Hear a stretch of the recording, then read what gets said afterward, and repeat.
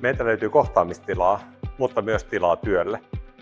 Tästä kerroksesta löytyy kokoustilaa 1 henkilölle, 4 henkilölle, 20, 100 ja tuolta ylhäältä 6. Kokoustiloja löytyy 10 jokaiseen tarpeeseen. Tässä on esimerkiksi meidän Focus Lounge. Varataan työpiste ja tulet tekemään töitä. Tämä on tarkoitettu nimenomaan hiljaiseen työskentelyyn. Ei Teamsia eikä puheluita. Niitä varten löytyy puhelinkoppi, jos tulee paniikki.